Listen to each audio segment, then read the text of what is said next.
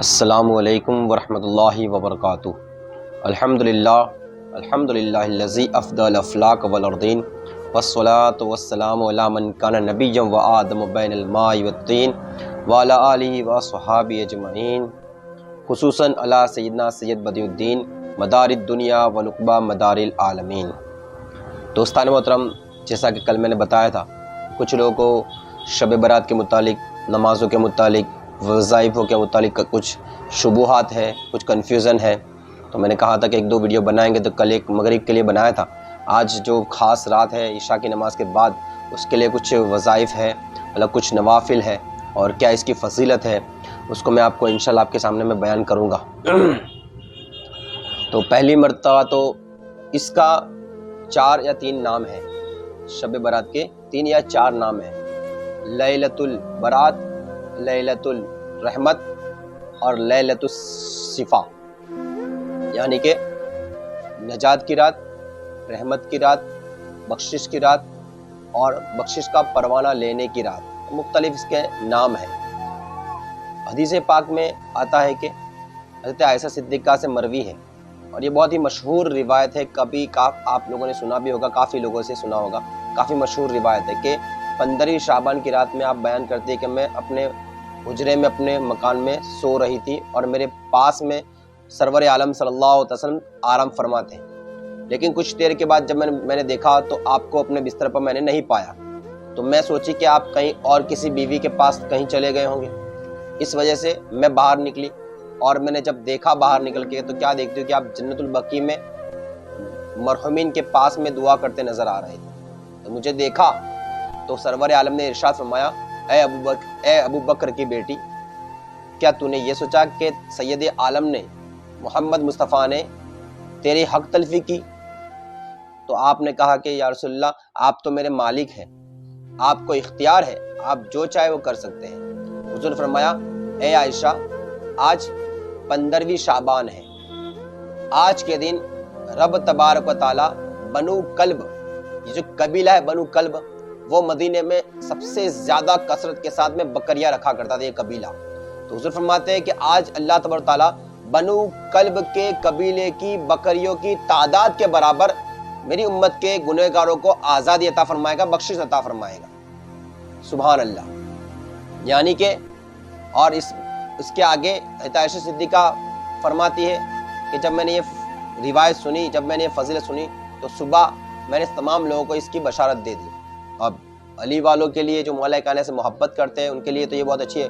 حدیث پاک کی روایت ہے ابن ماجہ کی کہ مولا کائنات فرماتے ہیں کہ رب تبارک تعالیٰ تہجد کے وقت میں، یعنی رات کے تہائی حصے میں، اپنی شان کے مطابق آسمان دنیا پر جلوہ افروز ہوتا ہے، اور جو بھی انسان مانگتا ہے اسے وہ عطا فرماتا ہے۔ لیکن آپ فرماتے ہیں کہ اس رات 15 شعبان کی رات کو، شب برات کی رات کو، اللہ تبارک تعالیٰ جیسے ہی رات شروع ہو جاتی ہے، طلوع ہو جاتی ہے، نمودار ہو جاتی ہے، ویسے ہی اللہ تبارک تعالیٰ اپنے فرشتوں کے ساتھ میں آسمان دنیا پر اپنی شان کے مطابق جلوہ افروز ہو جاتا ہے، اور میرا رب فرماتا ہے کوئی بخشش مانگنے والا جسے میں بخشش عطا فرما دوں۔ سبحان اللہ۔ آگے فرماتے ہیں، ہے کوئی رزق مانگنے والا جسے میں رزق عطا فرما دوں، ہے کوئی اولاد مانگنے والا جسے میں اولاد عطا فرما دوں، ہے کوئی اپنے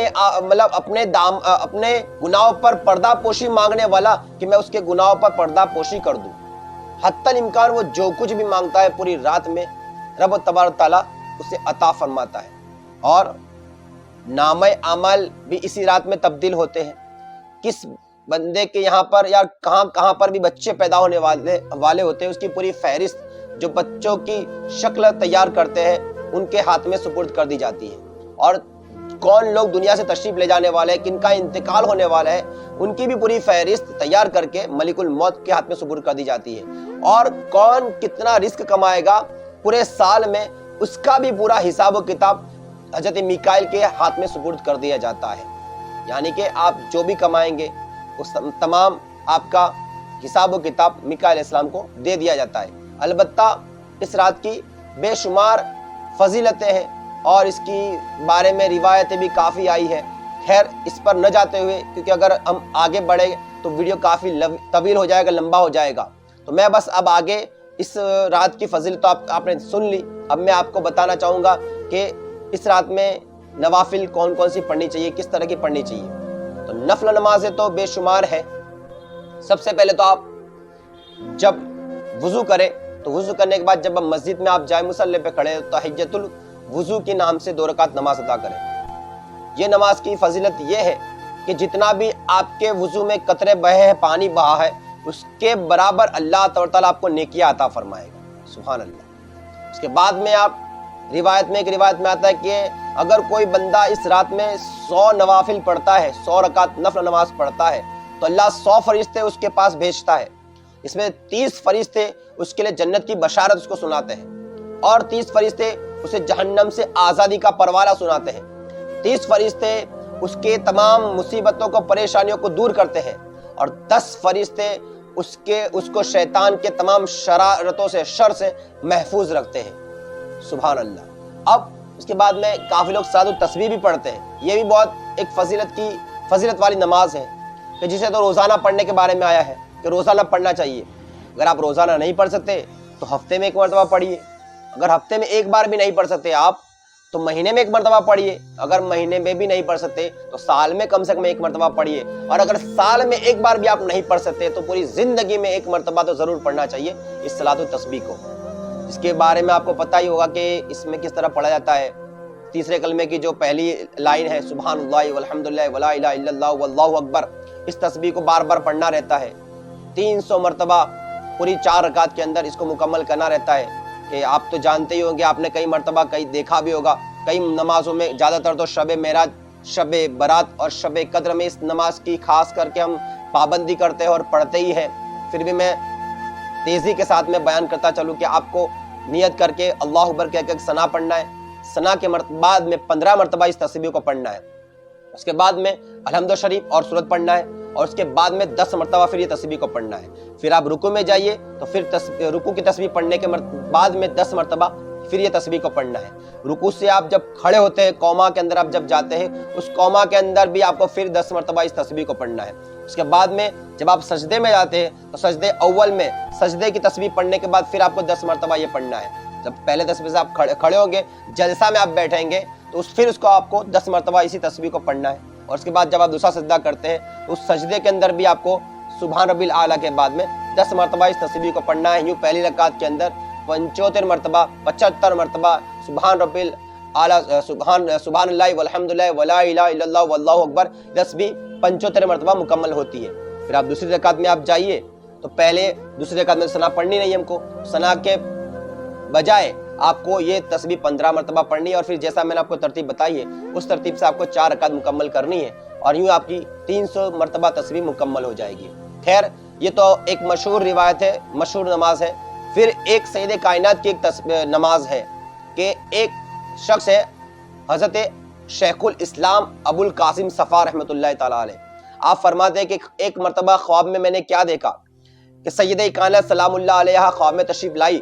تو میں نے آپ سے عرض کیا کہ سید کائنات بتائیے آپ کو کون سی شے ایسی ہے جو آپ کو بہت زیادہ پسند ہے، جو آپ کی بارگاہ میں پیش کروں.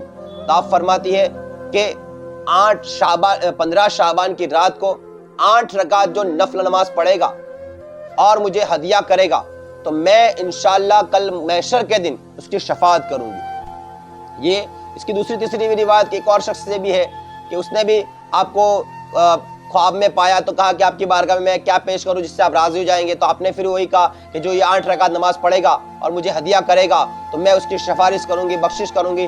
اس وقت تک جنت میں نہیں جاؤں گی جب تک کہ رب سے اس کی بخشش کا پروانہ نہ مانگ لوں.